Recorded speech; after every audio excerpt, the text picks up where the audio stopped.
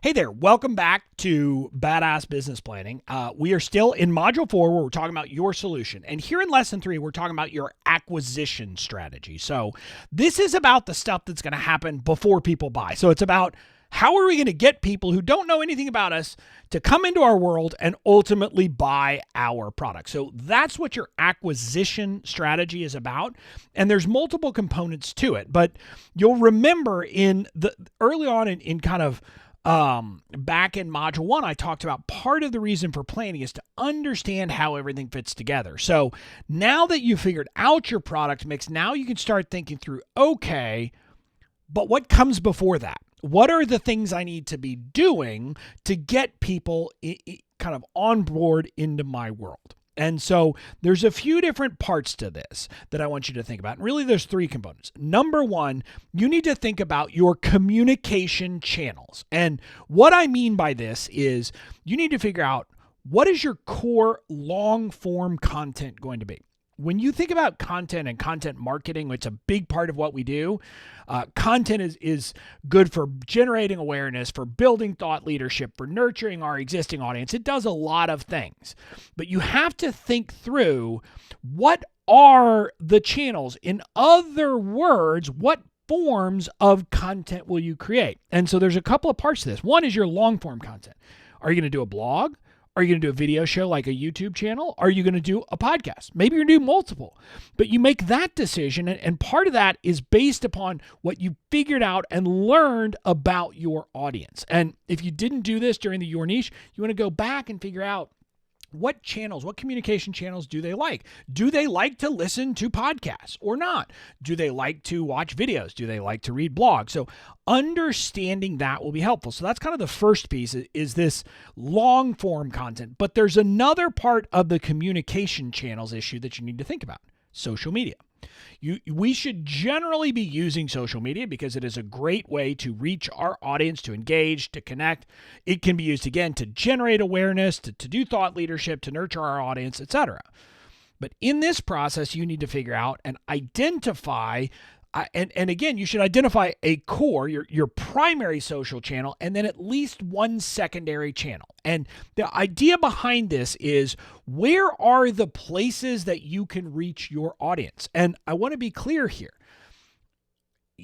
This has to be consistent with your core competencies and those things. So, if there's a platform that simply is not something that is within your ability or your strengths, don't feel the need to do it. So an example of that: if you're not someone who is good at doing kind of humorous videos, or you're not someone who will do that consistently, you're not going to make TikTok or Instagram Reels a big part of your strategy probably. Now you might come up with another way, but you have to think about that. But for the most part, I want to be clear. What your audience wants and needs to trump what you want here. And so it's not about which platform you like. It's about where is your audience. Now, if your audience is kind of in multiple places, then the tiebreaker becomes, which platform do you prefer? So you're going to pick a primary and a secondary. In my case, for example, my primary social media channel is and has always been Facebook. That's where I engage the most because it's most community minded, and it's a place that really fits where my audience is, but also my personality traits. Now, if I was trying to identify a secondary one, I would say it's been Instagram to date, but we always try different ones. We try Twitter, we try LinkedIn, but Instagram has been a second one. And the reason why that is because when we look at our audience and what we help them with and where they tend to be looking for that help, our belief is that Facebook and Instagram are the 2 channels where we will most likely reach them. So you need to figure that out. Figure out what are your channels going to be so that you can figure that out, and because you're going to execute that later in phase 3 of really executing a social media strategy. But it all starts with identifying where you plan to be. So that's your communication channel. So it's kind of long form content and social content. Next up, though, you need to identify your opt-in, your core opt-in funnels. In other words, what do you expect will be the way that you're going to get people onto your email list? And you're actually going to create this in phase 2, the builder phase of the BOM process. But I want you right now to be thinking through, and you kind of work backwards and you say, well, if what I intend to sell to them is this, kind of take a step back, a step earlier. What is a problem that you can help them solve before that? Or if you need to help them to recognize the connection between a symptom and the real problem, your freebie will be about the symptom. It'll be helping them address that. So you need to map out what you expect to be the way that you will get people to join your email list. Again, do a first cut here. You're going to get this wrong. As you do the building and testing in the next phase, you'll probably come back and change this, but map it out. And again, if there are different options for different segments, I want you to think that through and map this out for each segment. And then finally, you need to identify what you anticipate being the primary sales channel for your product. So this, if you're an information product business, if you're selling knowledge and know-how and expertise, there's different options. I mean, there's a webinar, there's kind of evergreen funnels, there's email, there's events, there's sales calls, and you don't have to know exactly what you're going to do at every step, but you should think through, hey, if I'm going to sell coaching, if I'm doing one-on-one coaching or group coaching at high ticket prices, chances are that I will need either a live event or a call. That's how those types of products are sold traditionally. And the reason why is it gives people a chance to get experience and they're going to spend the money. Now, it's not the only way, but you can work backwards and say, okay, if I'm selling high touch, generally my sales mechanism needs to be high value, high touch. And so you kind of can map backwards from that. If, on the other hand, you're selling a course or a membership, oftentimes the acquisition strategy will be some kind of free training, whether it's a launch or evergreen, whether it's a webinar or a challenge or an email series. But it'll be something like that that kind of gives them information.